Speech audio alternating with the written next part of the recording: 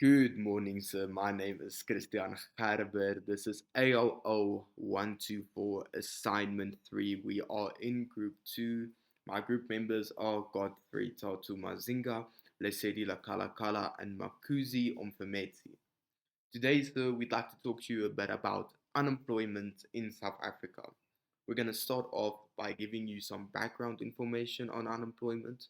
Then we're going to state two main arguments on how we can help reduce unemployment in South Africa. Then we're going to move on to a counter argument on how our main two arguments might have some holes and discrepancies within them. And we're going to finish off with the conclusion. So, to give you some background information on unemployment in South Africa, we have some of the highest unemployment rates in the world, standing at 46.1% in the second quarter of 2025, according to Stats SA. Now, this is almost half of the people who don't have jobs in South Africa. And if you look to the graph on your right hand side, this is a 140,000 increase from quarter one to quarter two, showing the struggling economy in South Africa. And one would think that after COVID, the unemployment rate would be on a decline, but ours is actually on a rise. And researchers have pointed out that entrepreneurship and small medium enterprises, or SMEs, is the key solution to unemployment.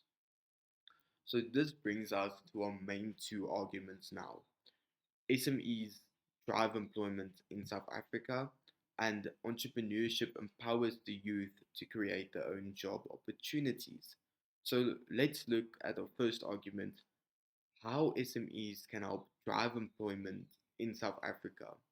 They help in creating job opportunities in South Africa as they are adaptable, they create innovation, and they could provide opportunities where large firms cannot. They help act as engines for economic development, driving employment forward. Looking at the evidence and the impact of SMEs in South Africa, according to Nene and Smith in 2013, they create many new jobs in South Africa as they often upsize where large corporations would often downsize to help increase their profits.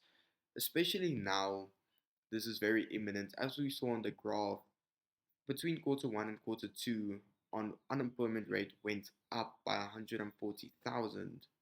So we can see that these large corporations are laying people off more and more.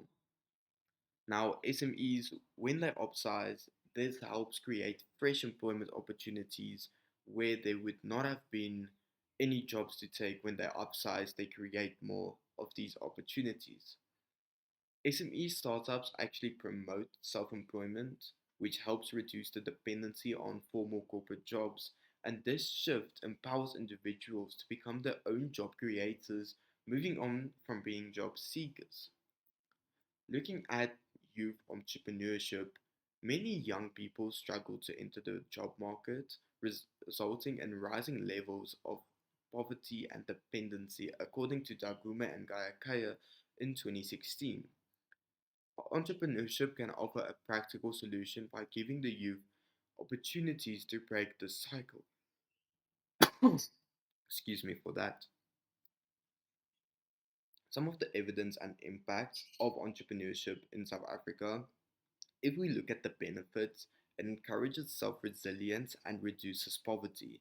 It promotes economic participation, and it develops skills, creativity, and leadership.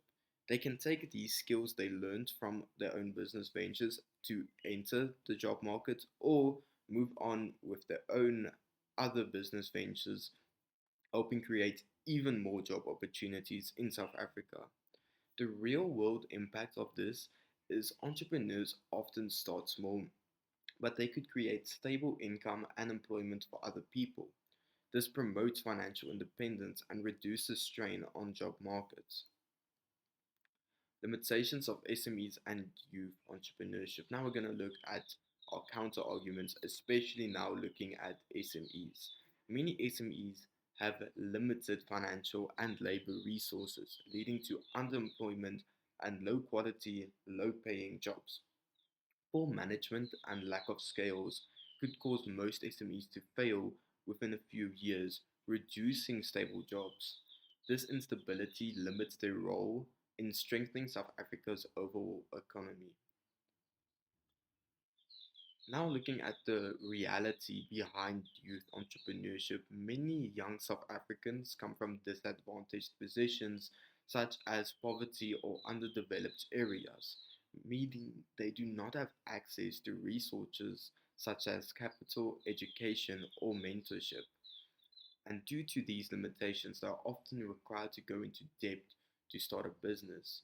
Studies show that over 80% of businesses fail within the first year, showing the risk these people take to start their own business, especially when they have to go into debt. So, in conclusion, we think that SMEs and youth entrepreneurship can have major advantages in reducing unemployment in South Africa. However, the strain on these businesses can cause a struggle in creating long lasting, stable jobs for South Africans. To overcome this, we think the government should invest in long term training resource and support systems for South Africans to get the required skills they need to compete in our struggling labor force. Thank you very much, sir. These are the two sources we used. Have a wonderful day.